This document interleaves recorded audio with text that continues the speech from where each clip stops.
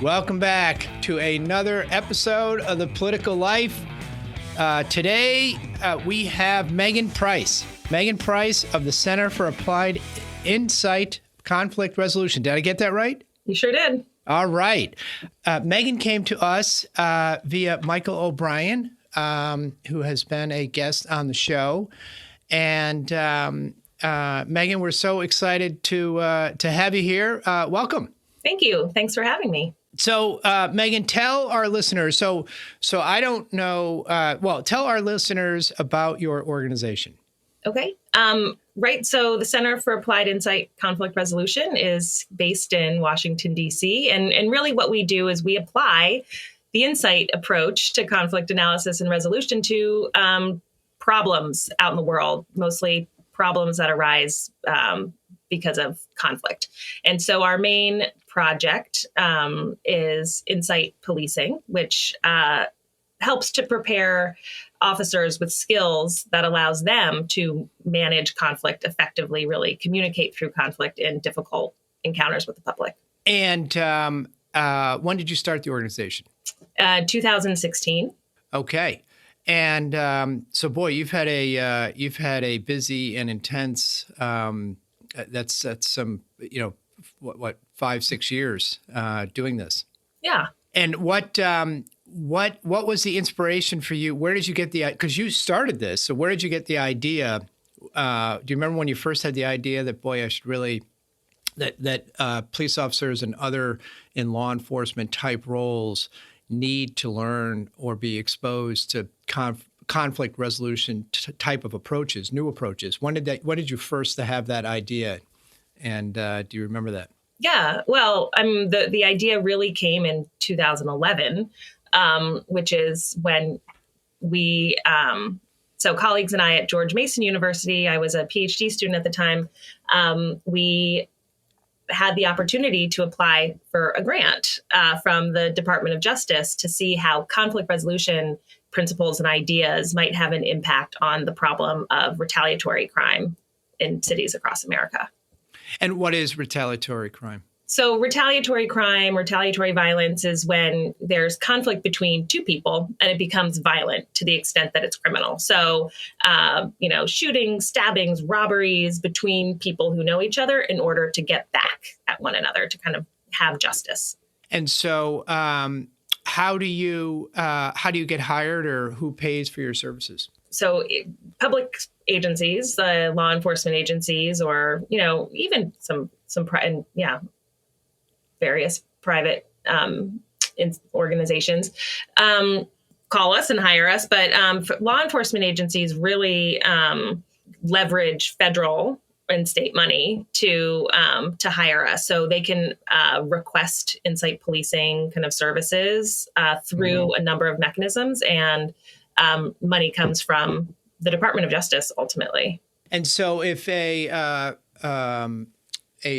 police force, a police operation in a certain city or town hires you for insight policing, kind of walk us through the process. So they hire you, you begin to engage, and how do you do that? Oh, okay. So it can happen in a number of ways, but one way how it's happening now, which is pretty wonderful, is last year, the Community-Oriented Policing Office of the Department of Justice, the COPS office, established a handful of national de-escalation training coordinators throughout the country, pretty much as in response to George Floyd, to this push for reform, for officers learning how to de-escalate as a important skill set. So agencies can request insight policing through the National De-Escalation Training Coordinator. There are also a couple of other mechanisms that COPS office funds where you can access insight policing. And the National De-Escalation Training Coordinator gets in touch with us and provides the funding for us to go out to wherever and train a 2-day course. So insight policing skills are trained through a 2-day course. It's based on, the the first half of the first day is really theory, kind of really understanding how we use our minds in conflict. And then the rest of the day, the rest of that day and the next day are all skills. So we do drills, we do scenarios, we do practice, so that by the time an officer has finished those 2 days of training, they're ready to go out onto the street and really recognize conflict in interactions, and use strategic communication skills to understand what's going on, so they can leverage their own problem solving skills to come to a solution that can generate voluntary compliance. So there's a 2-day class. And then after that, we offer learning supports to make sure that, officers stay sharp in their skills. And we try to, maintain connections with agencies and offer, refresher courses and that kind of thing, because these skills are fundamental in policing. And it's really only becoming clear to law enforcement in general that in order to meet their targets, to be effective, to solve crime, keep community safe, and also maintain trust, they need to have a solid, strong foundation of communication skills, particularly ones that they can leverage in interactions that are difficult or have the potential to escalate. And have you done any what are known as ride-alongs to see and is that helpful to you to be like, you see actual situations developing and you can use that as an example as to what they could have done or not do? Or yeah. I mean, I've definitely done a number of ride-alongs, and it's interesting. I mean, it's interesting to see the diversity of interactions that a police officer has every single day, and they're not all fraught. Right. A lot of them go really, really smoothly. And then, you do see, I've done ride-alongs here in Washington, and, officers also see a lot of, hard stuff, Yeah. A lot of normal interactions and then a lot of stressful interactions. Yeah. And it's kind of hard to know probably which kind of interaction they're going into. What, and then how do you obviously have instructors or people that you work with. How do you select? What kind of training do the people have that you work with that you bring in to do the 2-day seminars? So everyone who I train with has a law enforcement background. So most of them are veteran law enforcement, either retired or currently active. So we have a week-long instructor training course. And so instructors go through that training course to really understand how to deliver the material. And they have to have a commitment to policing the community well, right? Mm-hmm. And that means humanizing them and respecting everyone, even if they've done something wrong. And what changes have you seen since you began doing this up until today? Any obvious changes or that you've seen? Yeah. So, we started this so we got the grant. We applied for the grant in 2011, which launched Insight Policing. We did a year of research. So that was 2012. And then 2013 was really when we piloted the program. And so that was both in Memphis and in Lowell. And then I actually reformulated Insight Policing for the school context. And I did for my dissertation research. And I worked with school staff. So mostly behavioral staff. So the principal, vice principal, dean of students, those folks in a local DC charter high school, to address the problem of the school to prison pipeline, right? So exclusionary discipline, because there are a lot of parallels between criminal behavior, right? Where if you violate a rule violate a law, ultimately there's a particular consequence, right? You get a ticket or you get arrested or whatever it is. In school, if you break a rule, you get suspended or detention or expelled. So there's kind of a set consequence. What we know from, the criminal justice system, that often an arrest that kind of consequence isn't necessarily going to change behavior. Similarly, in schools, that kind of exclusionary discipline doesn't address the problem, right? It kind of leverages fear or threat to hope that that kind of consequence will change behavior, but it doesn't work very well.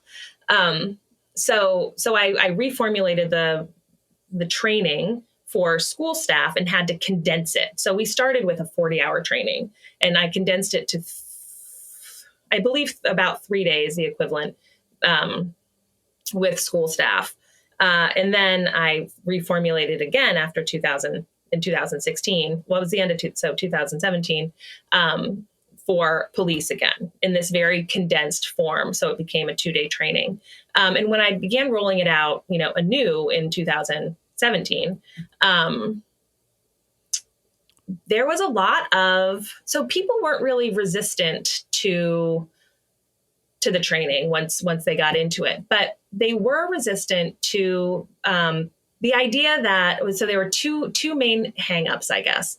The first being that nobody has time to talk, right? So officers are always constrained by time. There's this sense where they've got, the calls are building up. They've got to, get from one place to another, and nobody's got time. You have to do what I say or else. Kind of ask, tell, make culture, where if I can't get this done quickly, then I'm going to have to use the tools on my belt to make you comply, and that's just the way it is.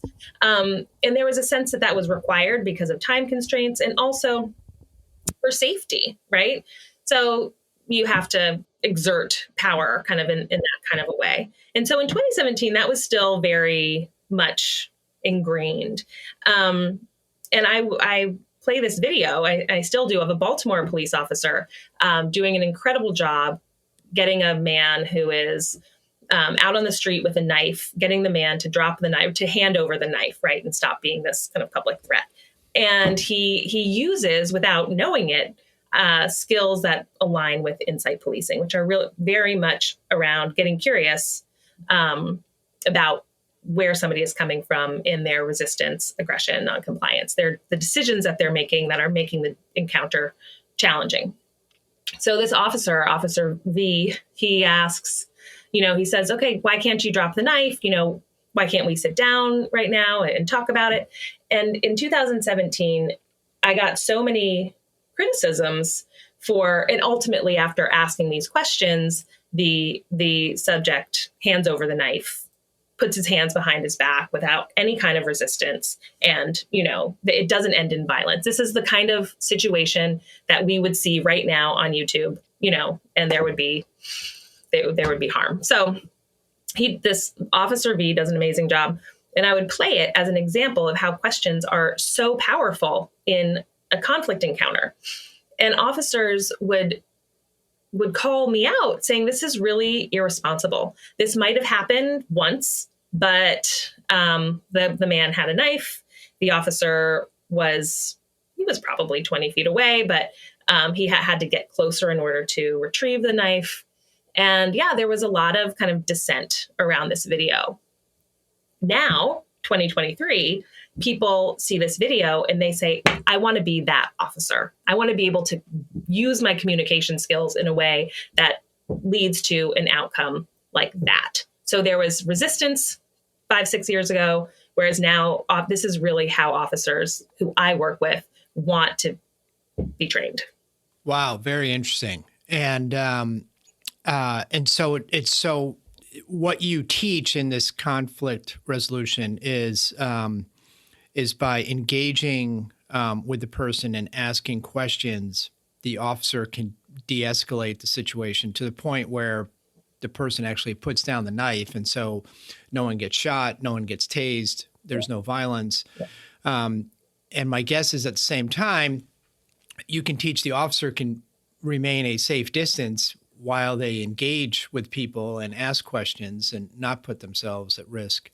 Well, that's very interesting, and interesting the different view of that encounter today versus 5 years ago. Mm-hmm. Mm-hmm. And so is that a lot of what you teach, how to teach these officers how to engage with people through questions, through dialogue?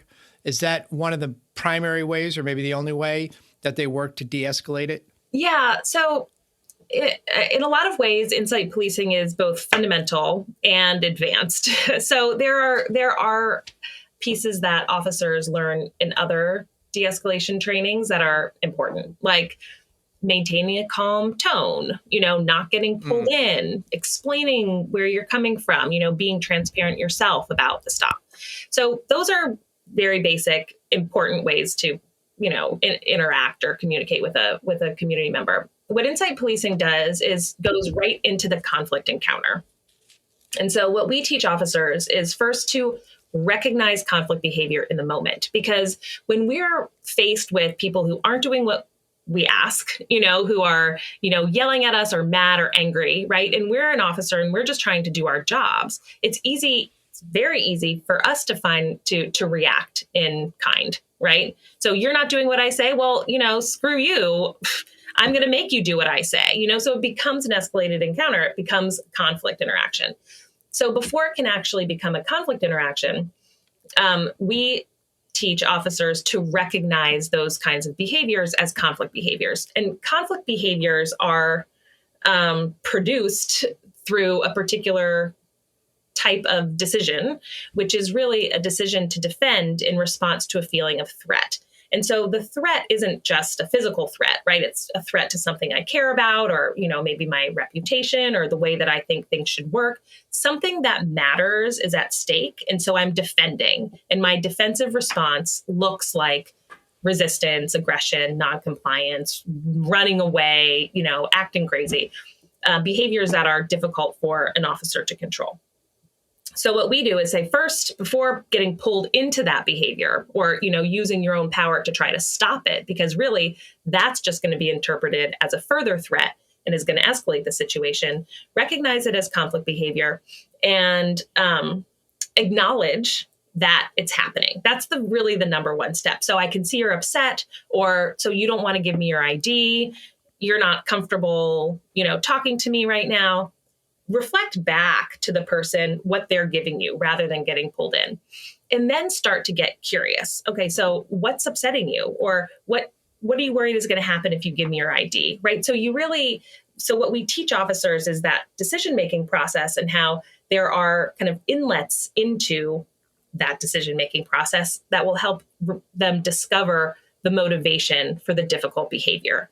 I'm worried that if I give you my ID, you're not going to give it back to me because that happened to me, last month, and then I'm not going to be able to get to my job or, something like that.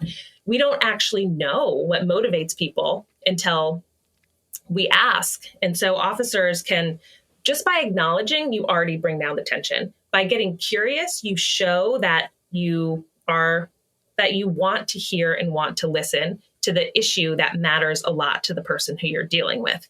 Once you get that information, so you've opened dialogue, started to build a conversational rapport, and by doing that, you actually discover information that can help you as the officer do the work you're there to do. Give the ticket, explain that, oh, I'm going to give it right back, or I don't even need to take it. I'll, write the information down right here, whatever it might be.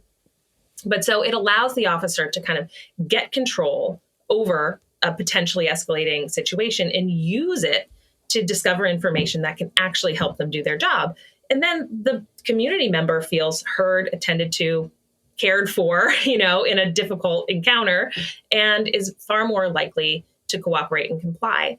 And so those are the interactions that we want to have over and over and over again to start to change the experience and expectation that community members have of police. And really the experience and expectation that most police officers, I'd say all police officers, want the community to have of them. Boy, that's really, that is very, really quite interesting. And it's, you, boy, you must be very busy these days, getting hired. I remember I was reading something about how one state was trying to, that in the past, the police, they were trying to add to their training, very similar type of what you're talking about here, that, police are trained, almost like a military, like a SWAT team, how to approach situations. Yet many of the situations they go into It's just what you're describing. They need they need to have training as to how to engage with people, how to understand situations, not all the time how to it's not a military type situation. It's more of a domestic type situation, and they need to have some training into how to engage with citizens on that level. And it sounds that that's exactly what you're doing. And that's where conflict resolution as a field, the scholarship of conflict resolution really comes into play. And that's different than, other de-escalation programs, which tend to focus on the experiences of officers. So I'm Officer Megan, and I've had a 30-year career where I've been able to de-escalate and I've been able to engage. So let me share with you kind of the techniques that I've developed over my time. And that can be very useful, but when it's grounded in kind of theory and the science of, how we use our minds under threat, then we give officers a framework that they can use over and over and over again to really explain why what they're doing with their skills works and how they should work, most of the time. So kind of imbuing that conflict resolution scholarship is something different, and I think something that makes it work. And then do you find that when you get hired by a police department to come in and do some training, that they then incorporate it as part of their ongoing program? Well, that's where we're kind of that's what we're working towards, and towards developing all of the supports that would be necessary for an agency to do that. Okay. Mm-hmm. Okay. And so you got your Ph.D. at George Mason? I did. Okay. And where did you do your undergraduate work? Reed College in Portland, Oregon. Okay. And what did you study? I studied history of religion. Wow. So Megan, how did you go from the study of history of religion to this? So I was always really fascinated with how religious worldviews, impact the history. So, and also how much of conflict in the world has to do with the clash of worldview, right? And so if we could just understand where each other were coming from, then maybe we'd probably, we'd be in a better place, or, history would be very, very different. So there's this pattern of kind of misunderstanding leading to violence and devastation and all that stuff. So I did that at Reed. And I studied kind of the apartheid protests, kind of the nonviolent South African end to apartheid. That was interesting. And then I got my master's in reconciliation studies in Northern Ireland. So I was still on this kind of path to understand, well, how can we just work better with one another? And so I thought reconciliation studies would be a good place to go, and Northern Ireland, with its history of conflict, would be a great place to do that.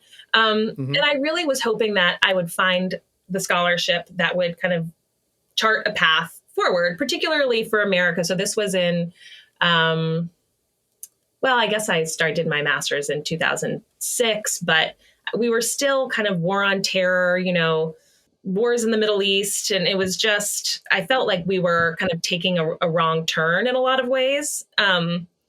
So I thought if I could go to a grad school and understand what other people have thought up in terms of how to work together better, then I could contribute in some way.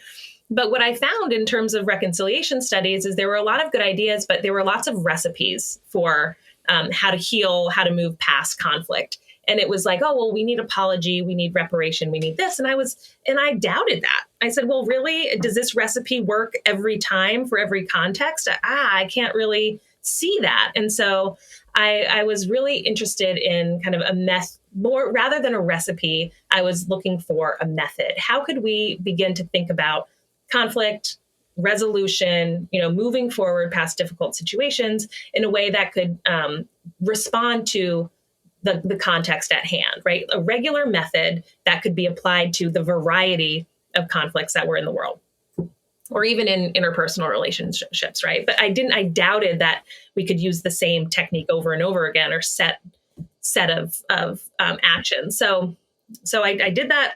I was kind of disappointed in the field because I saw all these recipes.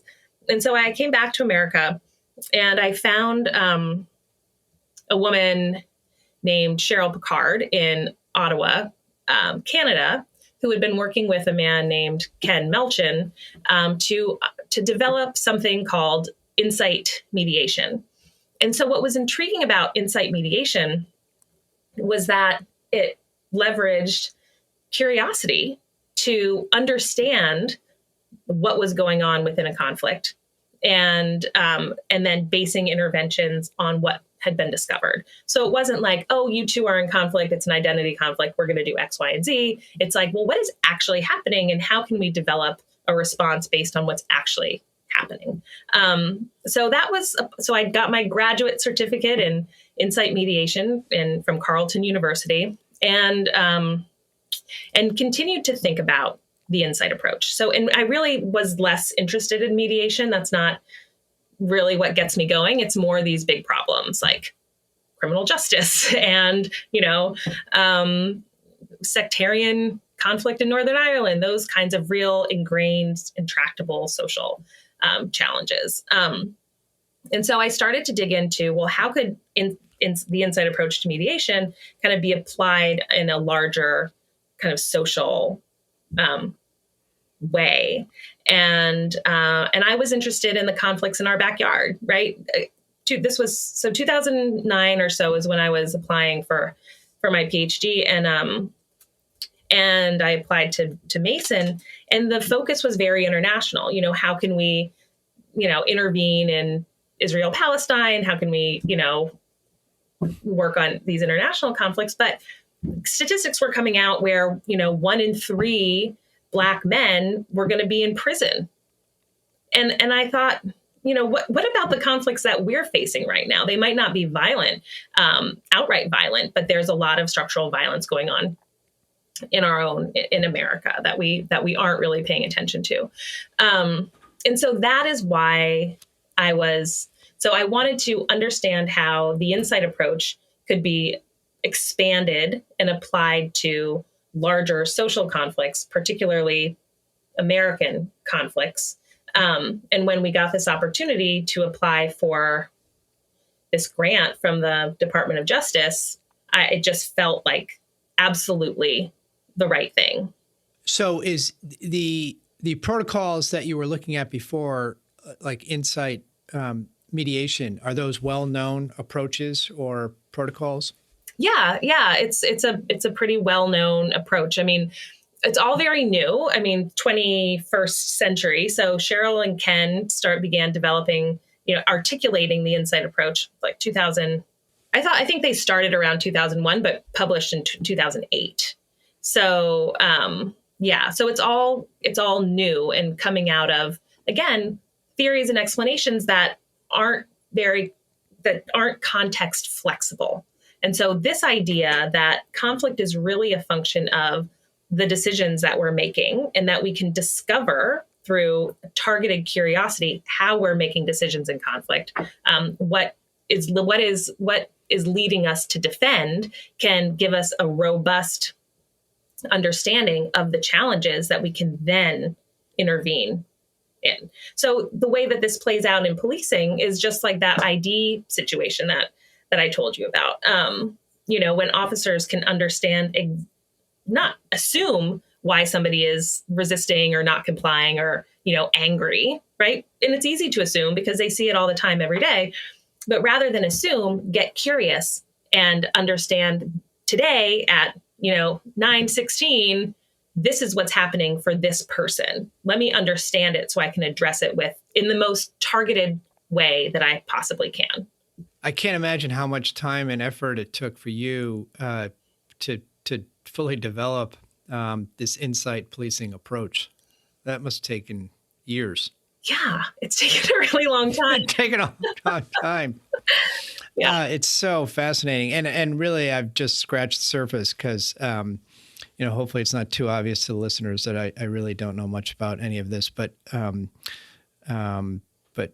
you are educating us, which is very helpful. Now, were you? So you were actually in Northern Ireland? Were you there pre or post the Good Friday Agreement? Post the Good Friday Agreement. Okay. I was there in 2006. Okay. Yeah. And where were you studying there? Is that what you were doing? Mm-hmm. Yeah, I was in Belfast, and I was at Trinity College Dublin in Belfast. So they have a cross-border program. Okay. In reconciliation. And how was that? It was amazing. It was wonderful. It was very, very interesting to be in Belfast then, and it was So the troubles were over, and the Good Friday Agreement was in place, so things were a little calmer, probably, or a lot calmer. Yeah. They were, but everybody was still kind of reeling. But there was definitely a new energy that you could feel where people were wanting something new and something different. Although I it's always two steps forward or one step forward, what is it? You step forward and you step back. One step forward, two steps back. But it really, the Good Friday Agreement has been, up until Brexit, has been incredible how well it has held together and reduced violence. It's just been incredible. So when you're doing your, how busy are you these days? Are you going from one city to the next? Can you do a lot of it on Zoom, or how does that work? Well, during the pandemic, we did everything virtually, which was actually a really great opportunity. I'm sure a lot of people felt the same way, but we pivoted very quickly, and we're able in 2020 to begin offering our courses online over Zoom, live, small class sizes, because it's really interactive. As it's a skills-based course, you have to really practice talking to people. And just last summer, we started doing in-person courses. So it's only been, a handful of months that we've been back in person, but yeah, we're busy. I'm actually doing a Zoom training later today, with bylaw officers in British Columbia and Alberta, Canada. So those are kind of code enforcement is our equivalent, but they have a lot of kind of low-level bylaws, is what they call them, in municipalities all over Canada. Dog on leash, parking, various construction permits, directing traffic, those kinds of things that bylaw officers are responsible for, rather than police officers. In America, I think, police officers are kind of responsible for everything. But they're unarmed, they issue tickets, and they get a lot of resistance, as one would expect. So being equipped with the skills to resolve conflict easily is useful for them. So. Yeah, we're doing Zoom later. Well, I bet in the U.S., when you were describing that, I was thinking of the parking ticket officers. Boy, they could probably use your services, here in the U.S. Well, and Megan, for anybody listening, what's the best way for people to find you or track or find you on the web? We have a website, insightpolicing.com. Okay. And that's the best way. Insightpolicing.com. Megan, it's been so great to have you on and learn about this. We wish you all the best. It's some very important work, and you have given it just enormous thought, and clearly in creating this whole insight policing approach. And we appreciate you, educating us a little bit about this today. Oh, thank you so much for having me, Jim. It's been wonderful to be with you. Yeah, it's been great. And for our listeners out there, remember you can follow us on Twitter and Facebook and Instagram, and you can sign up for our email at thepoliticallife.net. And we will see you next week.